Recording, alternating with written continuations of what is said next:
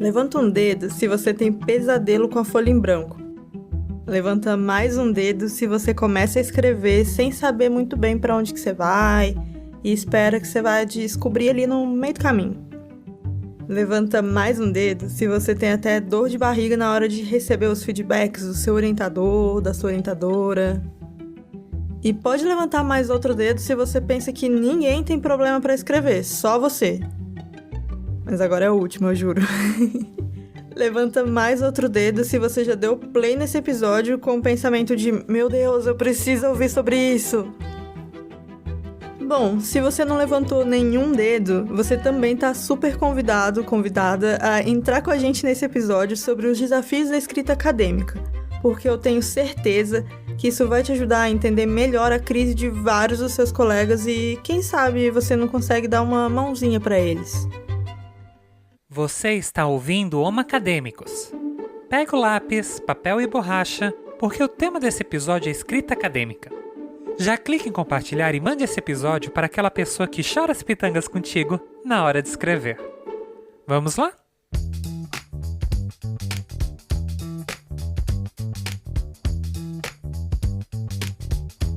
Dificilmente você teve um curso específico na faculdade sobre escrita acadêmica, escrita de artigo, TCC, dissertação, tese, essas coisas. Às vezes a gente tem até uma matéria de metodologia, mas que não dá conta de cobrir tão bem a parte da escrita, que é tanto técnica quanto psicológica, e acaba nem sendo um preparador ali para o processo de escrita. E não é nem comum que a pessoa esteja arrastando essa dificuldade com a escrita desde lá do ensino médio, fundamental. Inclusive, muita gente foi para a área de exatas e biológicas por conta disso, para fugir da escrita. Mas aí chegou lá e, tcharam, se encontrou com a escrita de novo. Nem a escola e nem a graduação prepara totalmente a gente para o que é escrita acadêmica. Na escola, via de regra, a gente tem que responder pergunta. A gente até escreve, mas algo curto e bem direcionado para aquilo que alguém está perguntando. A gente está mais preocupado ali em conferir se decorou tudo que precisa estar na resposta. Depois, nas matérias de graduação, muda um pouquinho. Claro que depende bastante de uma graduação para outra, né? Mas, de certa forma, ainda segue sendo algo bem direcionado com perguntas e respostas, ou um tema específico que você precisa abordar num ensaio ali e pronto. Isso se passar por algo assim na graduação, né? Porque tem área que raramente vê uma pergunta discursiva. E por que eu tô repetindo essa história de que responder pergunta não prepara totalmente para a escrita acadêmica? Porque essa escrita exige muito mais autonomia da gente. É um espaço em que a gente tem mais liberdade para propor a pergunta que vai ser respondida, para daí procurar a resposta e elaborar como que vai apresentar a resposta. E não vai ser simples, algo que eu decorei e escrevi na prova em 3 linhas. Normalmente as perguntas de pesquisa são mais complexas que isso. São perguntas que podem ser esmiuçadas ali em várias outras. O que pede uma resposta mais longa, mais elaborada, que trazem autores diferentes para argumentar sobre aquele problema, autores diferentes para ajudar a analisar algum dado que a gente vai trazer, ou então um tópico que precisa ser entendido por várias perspectivas, e nisso a gente trava. E onde que eu quero chegar? É que a escrita acadêmica ela exige um nível alto de repertório retórico, ou seja, a capacidade de falar o que o outro disse e me posicionar diante da leitura, porque é a gente que vai ter que traçar essa rota. Não é que a gente não possa contar com ajuda, mas é um processo que a gente pode e precisa percorrer mais ativamente do que nunca para poder amadurecer na pesquisa. E nesse processo tem várias coisas, além da página em branco, que faz a gente travar. E a gente vai percorrer por cada uma delas para você refletir como lida com esses aspectos. A importância de falar disso tem a ver com um dado que é bastante explorado na literatura, que é a escrita acadêmica é uma forma de pensamento complexo. A questão é que a escrita não é só relacionada à capacidade de falar o que se sabe. A escrita é uma forma de pensamento complexo. O primeiro aspecto é sobre como que o maior preditor de sofrimento para a escrita é a pobreza. Não é à toa que uma das maiores reclamações de pesquisadores, depois de gestão de tempo, seja ter que trabalhar e estudar ao mesmo tempo. E você já sabe que eu não tô falando de trabalhar no café da faculdade para ter mais grana pro rolê, né? Eu tô falando de pessoas que precisam trabalhar não só para sustentar a si mesmas, mas também para sustentar suas famílias, incluindo pais e irmãos.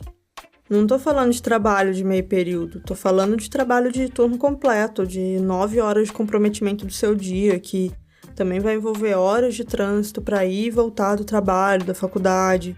E ainda assim, o salário recebido não vai ser suficiente para suprir as necessidades.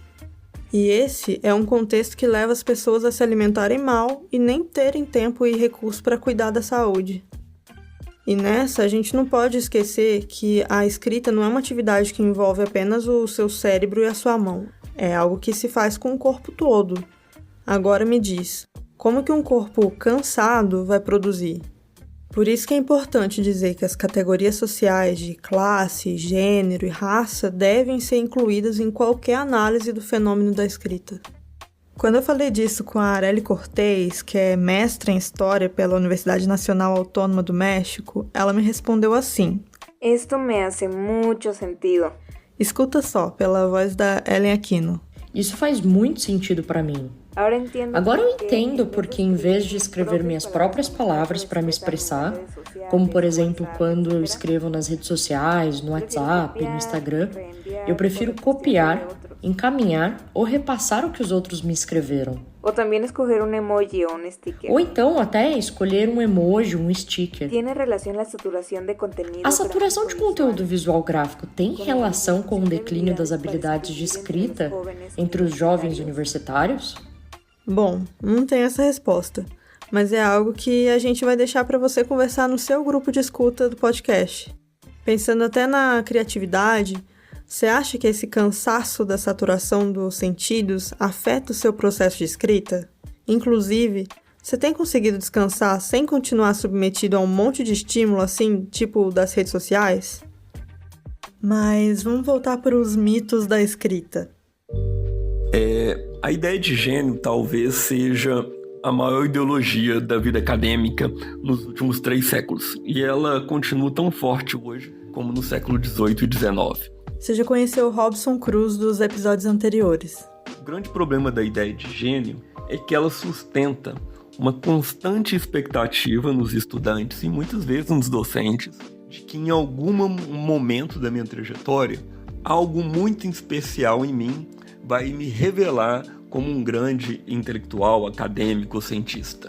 Daí que muitas pessoas não pensam que essa ideia de que tem algo que em algum momento vai acontecer e vai nos revelar como pessoas especiais, o que ela está impedindo é que eu me volte para a pergunta mais básica que a gente tem que fazer para fazer coisas complexas. Como eu faço? Como eu aprendo? O gênio, a ideologia do gênio não sustenta a ideia preciso aprender, porque o gênio é naturalmente bom naquilo que ele faz. Na verdade, se uma pessoa precisa aprender algo, supostamente ela não seria um gênio. Daí que a gente se sente rebaixado quando alguém nos sugere que eu preciso aprender a fazer uma coisa, como por exemplo escrever melhor. Tá? Então esse é o ponto sobre a ideologia do gênio. E você já percebeu que esse gênio da escrita é sempre ilustrado como um homem solitário? Pois tá aí outra coisa em torno desse personagem que a gente precisa se perguntar.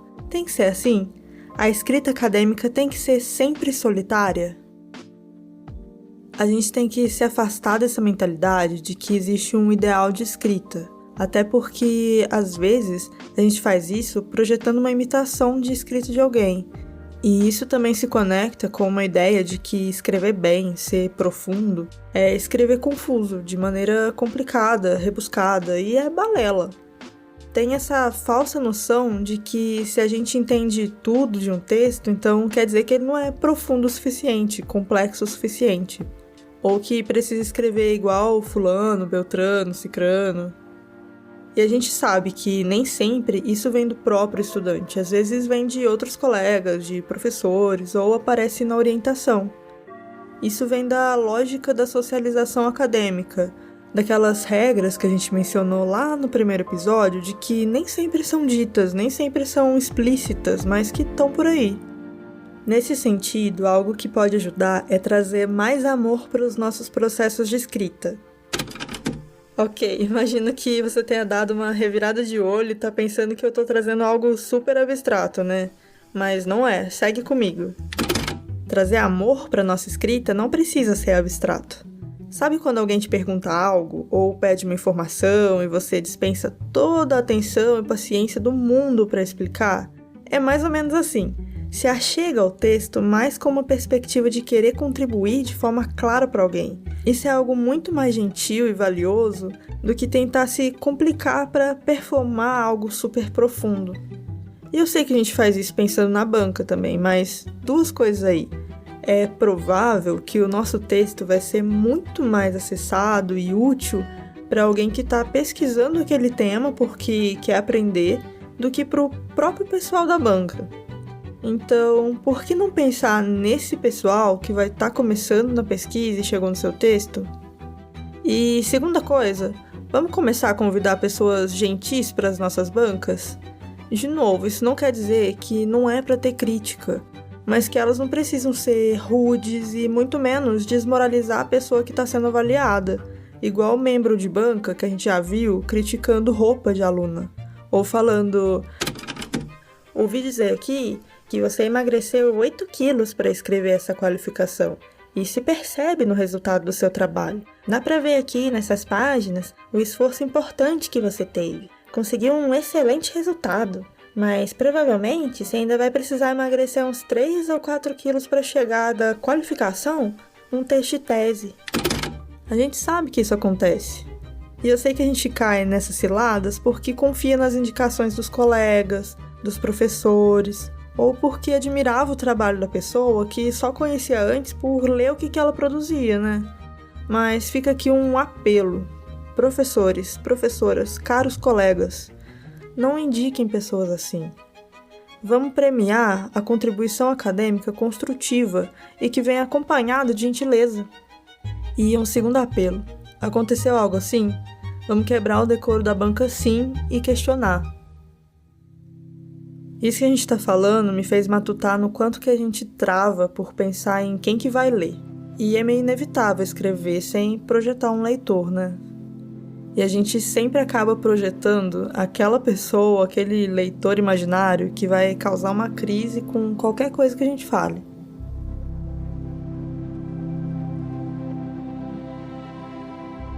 Você achou que a gente ia parar por aqui? Não.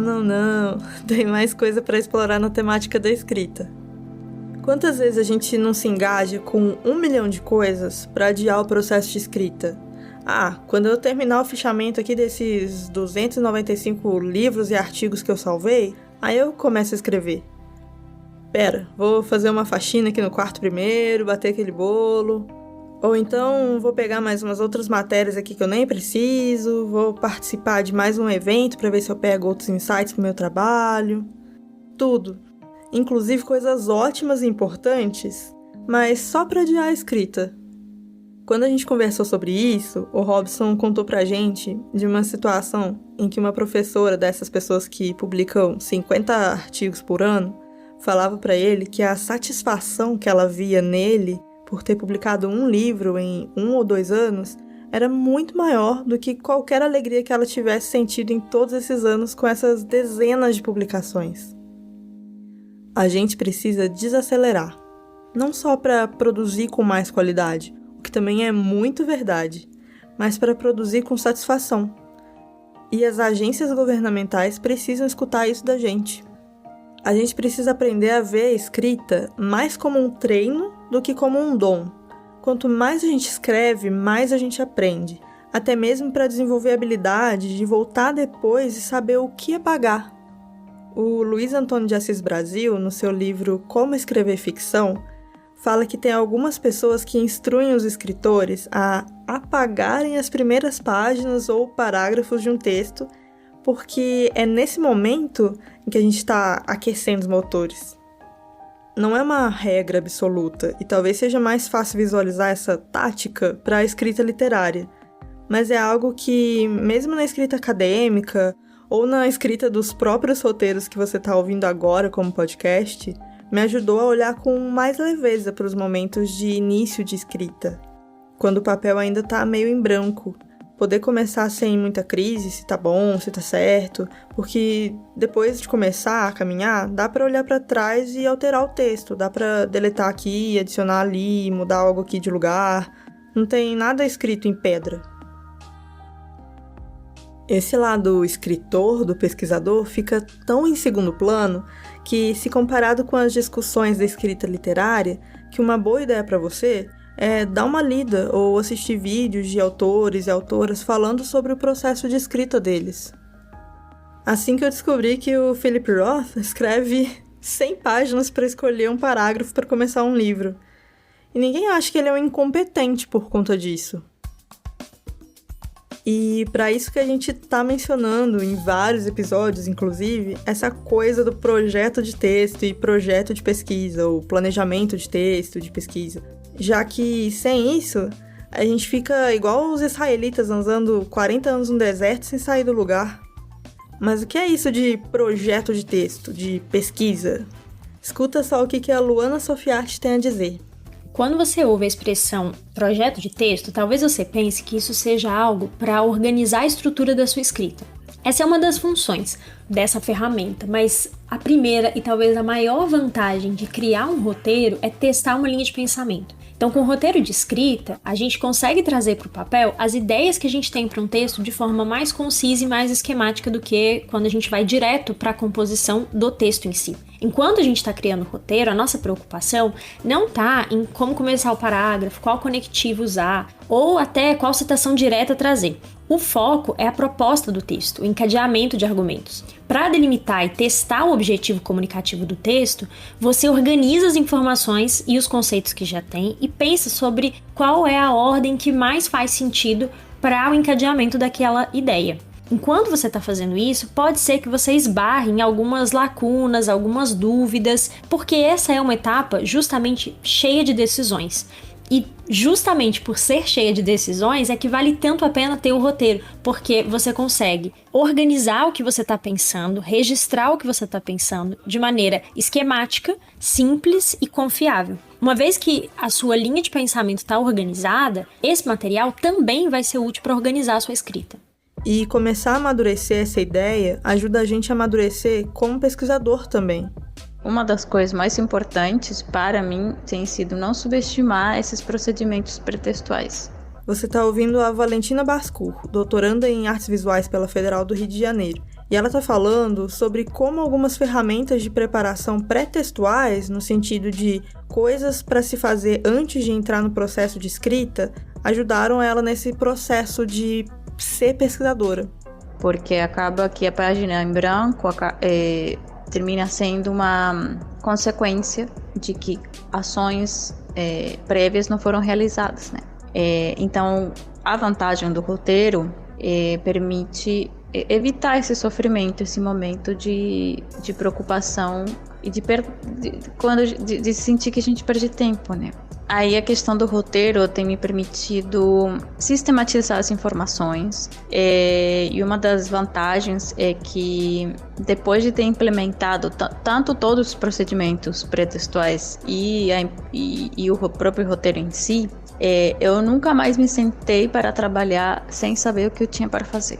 Isso é uma grande vantagem, porque muitas vezes acontece de sentar na frente do computador e não saber por onde começar.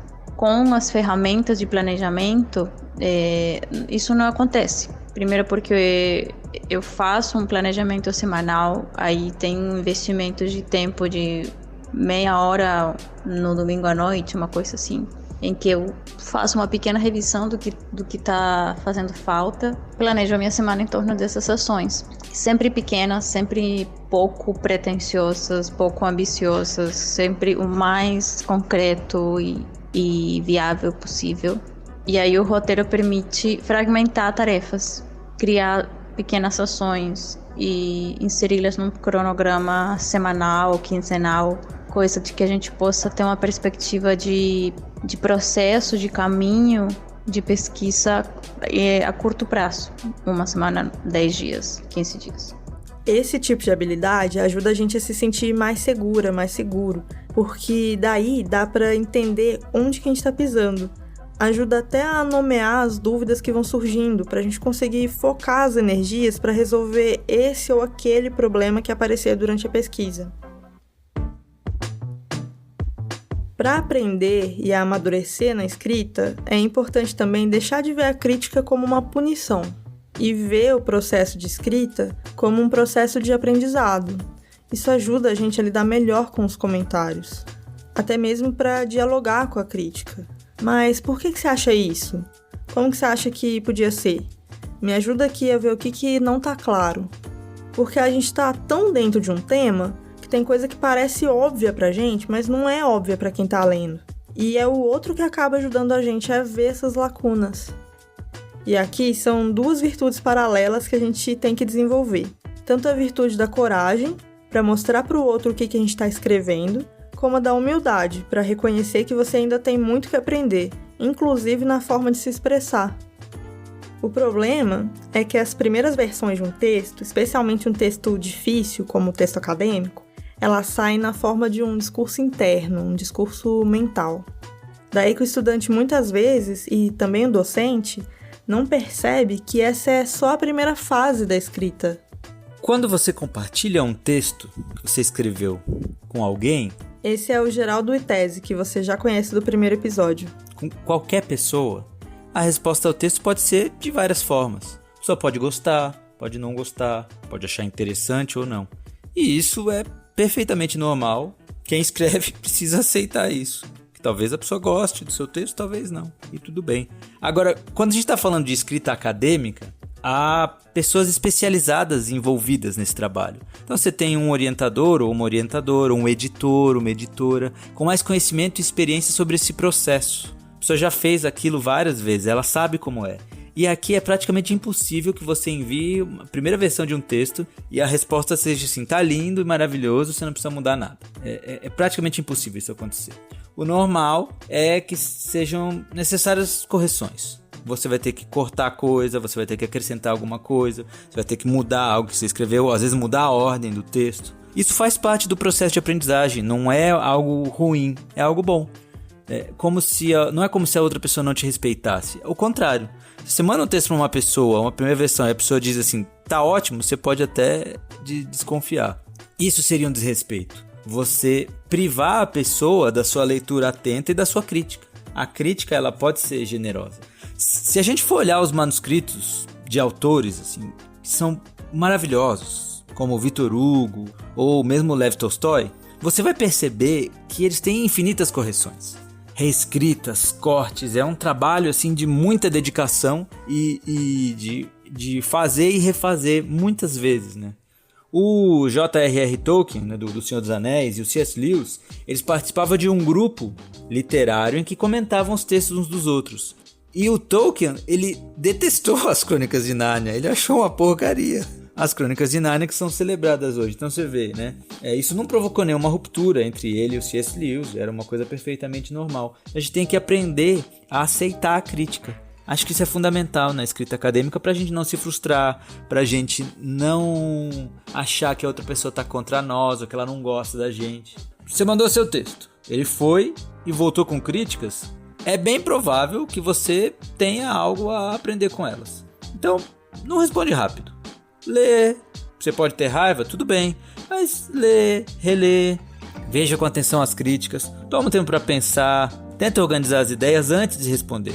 Algumas horas ou mesmo dias vão ajudar a equilibrar os sentimentos e responder com mais clareza, inclusive manifestando discordâncias. Você pode dizer, olha, você criticou isso aqui, mas eu acho que não, e aí você estabelece um diálogo, mas sempre nessa perspectiva do diálogo. E é fundamental tentar aprender com esse processo porque ele é muito enriquecedor. Você ter uma pessoa dedicada a ler o seu texto com atenção, cada vírgula, cada frase que você escreveu, isso é maravilhoso e é muito bom a gente aproveitar esse processo. Mas a gente também precisa aprender a criticar. Às vezes o texto tem problema, sim, mas a crítica sai de uma forma tão atravessada que a gente não consegue entender como resolver o problema do texto e fica só com a ofensa. Até porque dizer tenho medo de que este manuscrito possa contribuir não tanto para o avanço do campo do conhecimento, mas para o seu declínio, ou dizer você teve uma convulsão enquanto escrevia essa frase, porque isso aconteceu comigo enquanto lia. E esse é o tipo de comentário que não ajuda a gente a ir para nenhuma direção, né? Ou mesmo algo vago como não tá bom, precisa melhorar, são coisas que não dizem nada. Esses 2 primeiros comentários são exemplos que foram identificados pela pesquisa do indiano Prabhat Kumar Bharti. Inclusive, a gente vai deixar um link para você saber mais sobre a pesquisa dele lá na guia de discussão do site. Ele tem um trabalho bem interessante com a criação de um algoritmo para ajudar editores de revistas a analisarem os tipos de comentários que estão recebendo e alertar sobre os danos dos comentários destrutivos. Aliás, no estudo dele, foi mapeado que quanto mais construtivo é o comentário, mais educado ele tende a ser. Eu aprendi a criticar com os meus orientadores. Esse era o Geraldo que você já conheceu hoje. Uma das coisas mais importantes é ser generoso na crítica. Mas o que significa generosidade na crítica? Significa uma leitura atenta, minuciosa, presta atenção nos detalhes, que se manifesta em orientações sobre como melhorar seu trabalho, como atingir melhor os objetivos e como dialogar com o público. O público é diferente, pode ser uma banca, pode ser os leitores de uma obra literária, enfim, você tem que pensar no público também. Um outro elemento de generosidade é ser o mais rigoroso possível, respeitando, é claro, os limites e o nível de conhecimento do autor, da autora do texto. Você não deve esperar uma tese de doutorado de um aluno do ensino médio. Por outro lado, um aluno de doutorado pode apresentar um trabalho no nível de graduação. Existe uma progressão aí na carreira acadêmica que precisa ser respeitada. Um escritor literário mais experiente, um menos experiente, também vão ter diferenças. Bom, você entendendo essas diferenças, ser rigoroso significa que você acredita que a pessoa pode melhorar, que ela pode incrementar seu texto, suas reflexões. E aí você precisa ajudar ela nesse processo. Você não fazer isso é deixar de ser generoso. E há um outro elemento que aumenta de acordo com a experiência do autor ou da autora. O orientador, a orientadora, avaliador, crítico, crítica, precisa entender que nem sempre a pessoa vai acatar as suas indicações. E quanto mais elevado o nível, quanto mais experiente, maior o espaço para a pessoa discordar da sua orientação. Então, é preciso abrir espaço para discordâncias, para que o autor explique seus pontos de vista divergentes. E no fim das contas, se a pessoa não aceitar a crítica, a responsabilidade é dela, o que também deve ficar claro. Então, olha, eu acho que você deve melhorar isso. Você não quer? Ok, o texto é seu, vamos lá, vamos em frente. E tudo bem. Às vezes a pessoa pode se provar certa, às vezes pode se provar errada, e é assim que a gente aprende também. Eu tava escrevendo essa parte do roteiro e tinha ido falar com o Geraldo logo depois de ver um post com um carrossel de comentários sarcásticos que um orientador fez no texto de uma pessoa. Claro que dá pra argumentar que esse tipo de comentário, de brincadeira, vai muito da relação que as pessoas estabelecem, mas o que me deixou com a pulguinha ali atrás da orelha foram os comentários do post. O primeiro que apareceu pra mim foi: você tem que agradecer que seu orientador está te humilhando. Isso significa que ele está presente e lendo o seu trabalho. Bom, há quem não se importe de ter alguém dizendo até publicamente que o seu texto está um lixo. Eu não gostaria, mas pensando que a relação entre professores e alunos também é uma relação de poder, cabe avaliar também a posição em que o aluno está, até para poder dizer que ele não gosta desse tipo de coisa. Quem que tem mais poder aí para definir se a brincadeira é de boas ou não é de boas? Precisa ser assim? Nossa escolha de Sofia precisa ser entre ter um professor ausente ou um que me humilha? E não são só professores ou orientadores, muitos pareceristas, principalmente quando são anônimos, pesam na fala de forma grosseira e vaga. Escuta só o que a Ana comenta disso. Para receber críticas de maneira saudável, além da parte de quem está nos criticando, nós precisamos ser mente abertas. Ao encarar a escrita como um exercício, exercitamos nossa habilidade de ouvir visões sobre o nosso próprio trabalho, que podem ser correções de pequenas imprecisões ou verdadeiras oposições a alguma ideia ou conceito que tenhamos expressado na escrita. Quanto mais estamos envolvidos no assunto, a maior possibilidade de sermos um pouco cegos em relação aos nossos pontos fracos.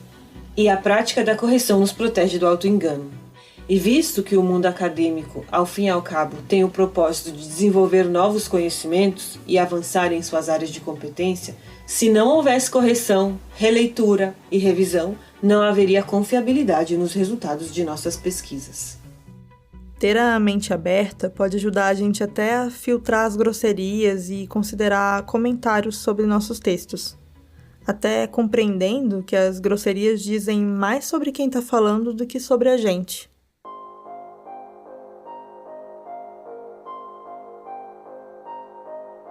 Outro desafio muito destacado pelos estudantes, com nenhuma surpresa, é a saúde mental. E quando a gente perguntou sobre violências vividas na universidade, apareceu bastante desqualificação intelectual e competição. Algo bem conectado quando a gente pensa que uma das formas de competir e de incentivar a competição é desqualificando intelectualmente as pessoas.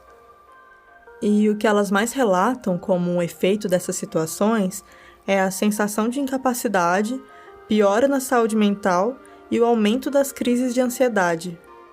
E essas são as condições sob as quais muitas pessoas vão escrever. E se, para criar uma contracorrente, a gente mudasse a forma de dar feedback para as pessoas, tanto colegas quanto alunos? E além do projeto de texto, tem mais coisa que dá para fazer para tornar o processo de escrita mais prazeroso e tirar aquela energia de boi indo pro matadouro que às vezes a gente carrega quando tá indo sentar na mesa do computador. Uma das coisas que dá para fazer é escrever junto. Convida alguém para escrever, faz um pomodoro junto, troca uma fofoquinha no intervalo, ou compartilha onde que você tá travado para pedir ajuda. Outra coisa é naquela ideia que eu já tinha comentado já, de que não dá para ficar lendo eternamente, se preparando eternamente antes de começar a escrever, me ajuda bastante a, enquanto eu tô lendo, ir fazendo fichamento, mas escrevendo mais com as minhas palavras, sabe? Já construindo pontes ali com a pesquisa.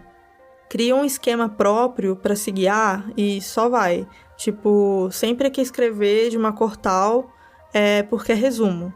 E de uma outra cor é o que forem seus pensamentos discutindo ali com o autor, com o texto. Ou então outra cor para traçar relação direto com a pesquisa. Porque daí você não se perde no que é o livro, o artigo falando e o que é você.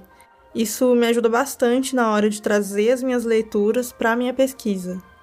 O Esteban Munhoz, que é o nosso host do Homo Acadêmicos em Língua Espanhola, ele já prefere fazer anotação nas margens do que ele está lendo, como se ele estivesse começando aos poucos a redação para depois ir puxando para o texto. Além disso, ele também é um super fã dos mapas mentais, que caminham bem pertinho ali do projeto de texto que a gente já comentou. Também dá para fazer um processo de escrita comunitária mais propositiva. Uma experiência interessante é fazer rodadas conjuntas de rascunhos de ideias. E o que é isso? Você junta pessoas que estão a fim de fazer um artigo, um ensaio, ou até pensar num projeto de mestrado, de doutorado, por exemplo, ou pessoas que também têm experiência com escrita, com a sua área de conhecimento, e daí vocês definem quanto tempo cada pessoa vai ter para apresentar um rascunho de ideia. Do tipo, pensei em fazer um artigo sobre tal coisa, e aí eu tô pensando em analisar isso com uma teoria X e uma teoria Y. E daí os outros podem palpitar, tipo, mas e se você incluir tal coisa? Ou, você conhece tal autora? Ela fala exatamente do que você está pensando em analisar. E aí, depois disso, o que rola fazer é marcar outro dia para fazer dias de foco, em que vocês vão se reunir já com as anotações que vocês fizeram para aquele texto, que na reunião anterior vocês fizeram um brainstorm, e aí vocês vão escrever. E na mesma lógica, dá para fazer uns intervalos aí com uns lanchinhos. Mesmo que você não tenha um grupo grande para fazer isso agora, fazer essa ideia do rascunho com duas pessoas já ajuda bastante. Foi isso que destravou a ideia do meu projeto de doutorado. Outra ideia é juntar um pessoal para um encontro de tira da gaveta. Sabe aqueles trabalhos de final de semestre que a gente faz, entrega e até recebe uns comentários do professor ali na hora da avaliação, mas coloca na gaveta e esquece? Então, Pega esses trabalhos e junta um pessoal para trocar leituras e comentários.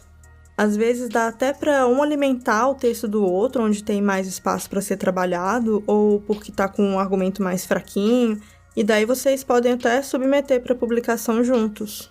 Mas só pensar em como colocar as pessoas juntas pode não ser suficiente. Ou seja, é importante instruir o grupo inicialmente para que a lógica que norteie não seja só de botar defeito, mas de trazer ideias, de trazer contribuições que ajudem o outro a se mover.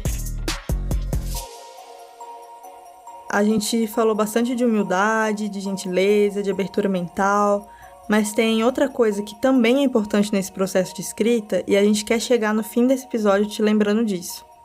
Escuta só o que a Ana Bezerra tem a dizer. Para escrever é preciso ter coragem. E a coragem intelectual é a disposição a resistir a obstáculos ou ameaças quando estamos em nosso caminho de produzir um bem intelectual. Esses obstáculos podem ser a procrastinação, o cansaço. E o que é um bem intelectual, então, que a gente tem que produzir nesse caminho e que a gente precisa ter coragem para isso? Um bem intelectual pode ser um artigo, uma tese, um exercício que temos que entregar semanalmente naquela disciplina que não vemos a hora que acabe. Se você teve uma disciplina que fosse mais puxada, com entregas semanais, por exemplo, você pode ter constatado o quanto você se desenvolveu e aprendeu durante aquele processo, mesmo que isso possa ter sido doloroso. Isso é uma demonstração de como encarar a escrita como um exercício é muito importante. É verdade, é importante que tenhamos mentes abertas e sejamos abertos à crítica, mas também é importante entendermos quando precisamos defender as nossas ideias e nossas crenças, e para isso é preciso ter coragem intelectual. Podemos sempre revisar nossas convicções diante de uma crítica, e isso é ser mente aberta, mas estar comprometido com aquilo que é importante para nós também é uma virtude. Se as nossas convicções são bem fundamentadas, ser autoconfiante diante de um trabalho escrito ou de uma certa metodologia que a gente decidiu empregar numa pesquisa, não é arrogância, não é vício não, é coragem. Você está chegando ao fim desse episódio, mas antes, tem alguma outra coisa que você faça e que te ajuda a escrever? Que tal compartilhar com o seu clube de escuta ou no nosso cantinho no Discord? O link você encontra no nosso site.